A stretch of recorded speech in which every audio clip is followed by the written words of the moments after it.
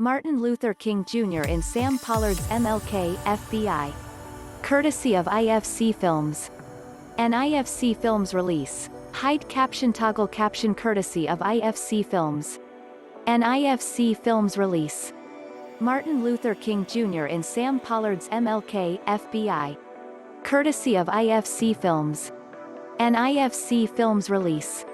A year ago, the official Twitter account of the Federal Bureau of Investigation tweeted, "Today, the FBI honors the life and work of the Reverend Dr. Martin Luther King Jr."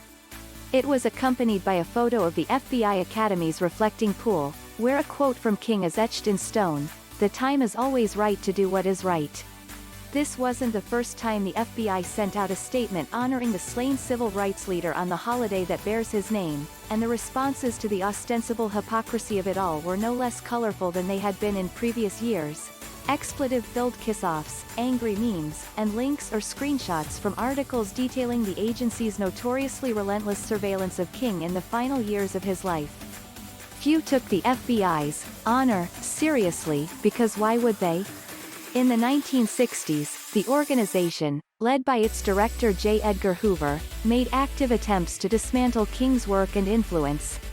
This is neither new nor little-known information, but that doesn't render Sam Pollard's documentary MLKFBI, now streaming on demand, less essential. Working with recently declassified documents from the National Archives which reveal a deeper sense as to the extent and insidiousness of the agency's surveillance, the film aims to restore dimensions to the now flattened image of King, who today is often reduced to iconography and erroneously viewed by many as having been a non-controversial figure during his lifetime. And like Ava DuVernay's Selma, a dramatization with similar aims, it succeeds.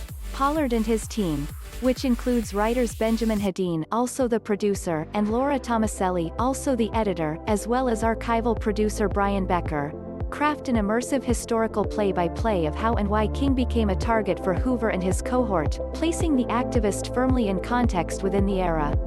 Interviews with various scholars, former FBI officials like James Comey, and King's close friends and confidants play out primarily in voiceover. We see no talking heads until the film's final minutes, which allows the filmmakers to be creative in their visual storytelling.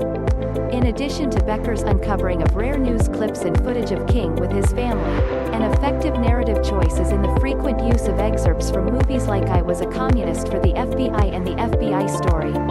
Beverly Gage, author of G-Man, J. Edgar Hoover and the American Century, tracks the making of the myth of the FBI as a heroic, moral institution, one driven in large part by the plethora of pro-FBI content in media and entertainment.